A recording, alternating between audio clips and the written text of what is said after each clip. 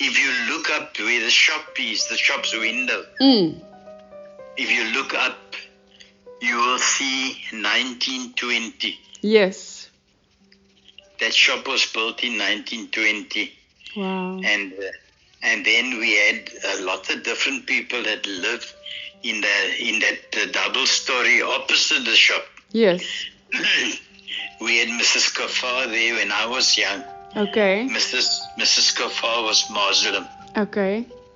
They had asthma and I can't remember all the boys. They had Nifi, and they had about 4 or 5 children. Okay. They lived there. Then eventually they sold up, and then they sold to a white couple, an elderly couple. Now I don't know if I'm mixing it up somewhere.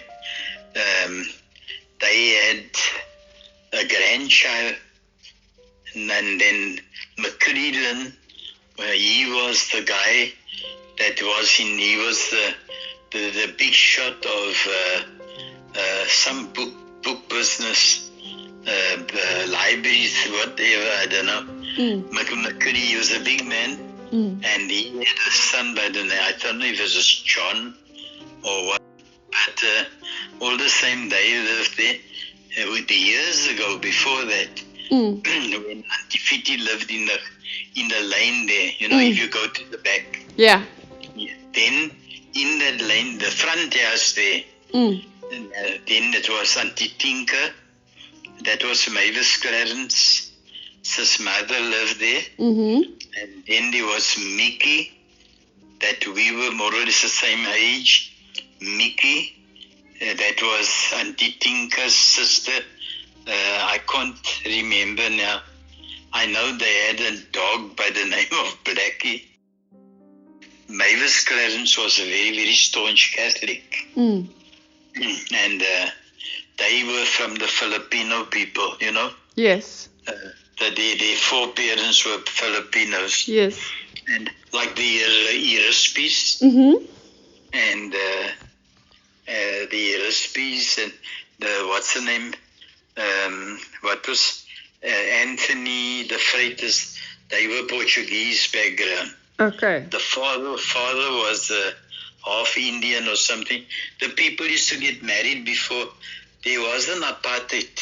Yes. The people used to get married, Hector for you and Jethro. There was a lot of, I don't know if you remember, you wouldn't know Mrs. Rowley. No. Mrs. Rowley used to work for Mr. Pick. He was a Jew. And they used to have a butcher. Mr. Rowley used to have a flat upstairs at the back of that flat. You had to go around there where Tony them lived. You had to go around the back way there to get to their stable. I mean, that was old buildings that time, no? Yeah. And so Tony, them lived there. And then next door to Tony, Frank Walters lived.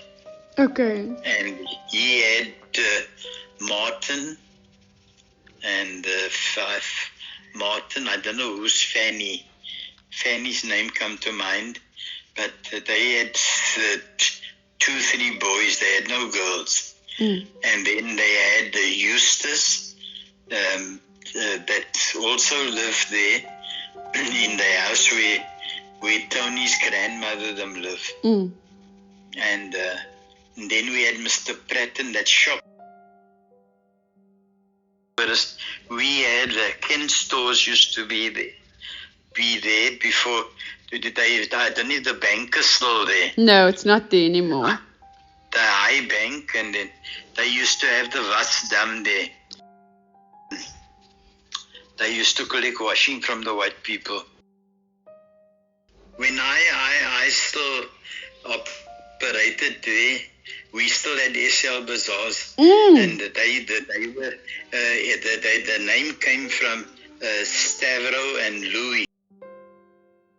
Stavro he owned the ice cream company. The Dairy Maid, I think he bought over Dairy Maid, and then what's his name? Satiri was Mr. Stavros' son. He was blind. Okay. And then it was the Stavro and Nick. Nick was the one married to the one daughter, Anne, I think. Okay. And I know the two daughters they had was Jean and Anne. Okay. But I may be just mixing the two up with their husbands. I don't know if you remember Uncle Stavy. Stavy Ferreira. Ferreira. Yeah, he used to take all the fish hooks out of people's fingers. Yeah, now Gussie. That's his daddy. Gussie and Kasim. Gussie was that fat one. He used to suck his thumb. We used to. He was older than me, and he used to suck his thumb, and then they used to get him to stop. Ask nobody. You can't even ask them because Gussie's sister Sybil, she died. She was married to Tiger. They lived in Fishhook, and then Kathleen is married to Lightspark, also one of the Clarence boys. What do you remember about Auntie Stini? I used to ride them to Fishhook Hospital, and you must know Auntie Annie Lorna. They had a daughter by the name of Lorna, and they had a brother, fair complexion. He worked in the dockyard, Andrew, and Carols was the eldest brother. I mean, that was children that I went to school with. I went to the club school, yes, the Anglican school. Yes. Okay. That was between where the parking area yes. is now. Yes. No, I was in Sabay, South Standard 1. Okay. And then they built the Catholic school up there by the flats. You get the tarred road from there where the garage is, where the place that I had. And then there by the garage, if you go and check up on the roof there now, it's an asbestos roof on the garage there now. Now, if you go there, and there where you go in by the garage, there was an archway. You know, like a wall built over, and then but they knocked it down, and so there isn't a wall there anymore. And then just above that, there's two cottages, and that other part used to be open field, and then there were two cottages, Stockbridge and Callis used to live there. And then from there, where they moved later on, and to the other side of the road, and Stockbridge lived there where Mr. Klein had his garage. The double-story building is still there.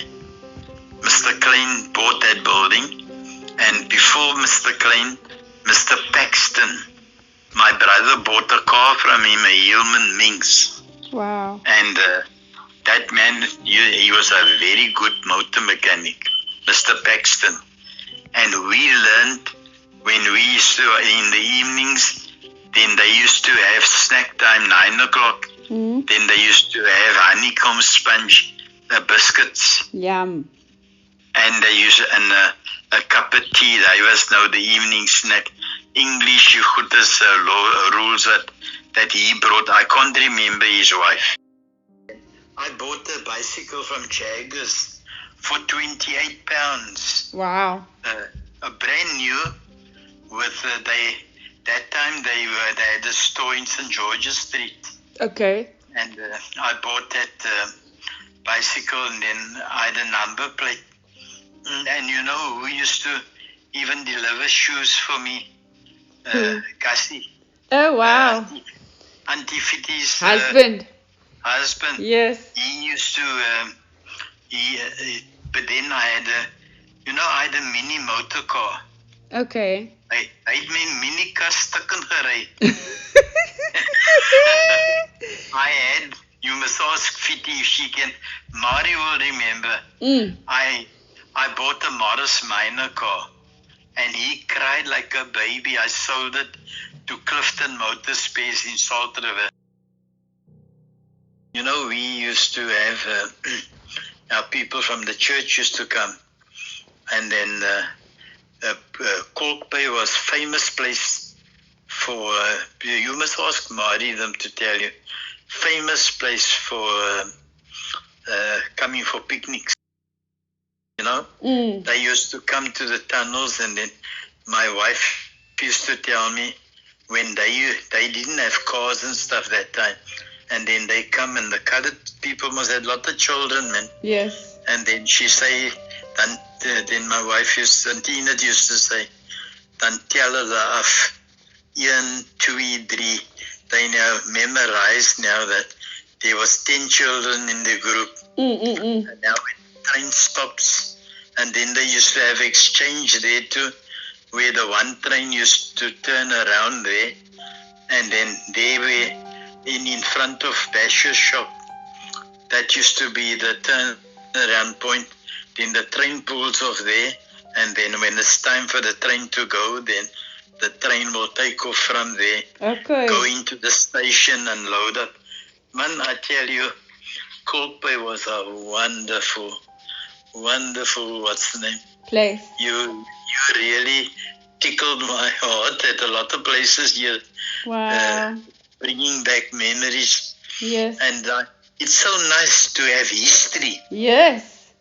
We're so lucky. You know, I mean, you want to tell your children, this is where we grew up, that road. We had the off-sales in our road there, where the colored people used to, when they come from sea, when they go with their baskets, they don't go home. I used to go to Butavosi and Auntie Lovey, you know? Yes. And then, you know, they go to the canteen, and there was Uncle Tom.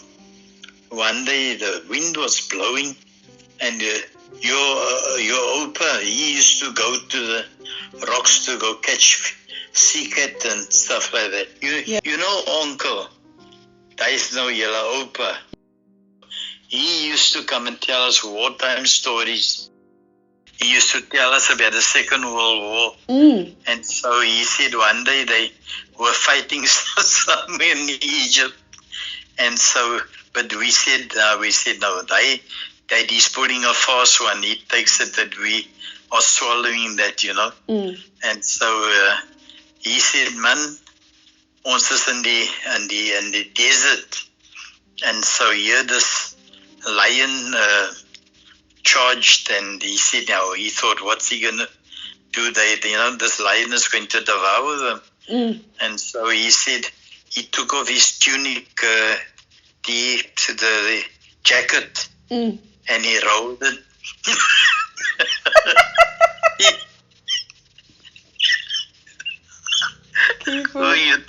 Ons het weer ook getrek strippenboot.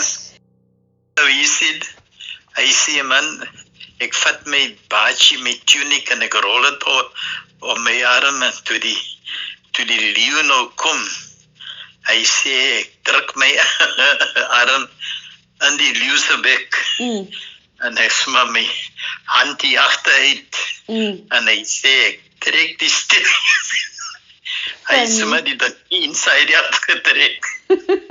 So, that's very far-fetched. No, so, you know, then, so we said, hy sal goeie story die tell maak. You know, I wish I had Agita, man. You know, but we used to have a lot of fun. You know, you really tickled my heart now with a lot of things that I'm now remembering, you know.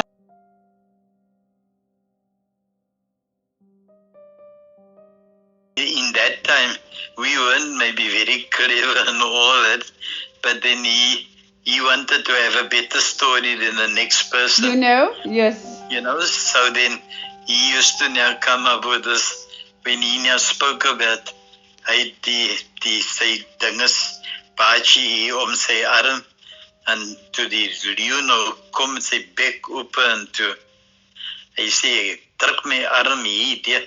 Hy moet 'n lang arm gee. Dit Hey.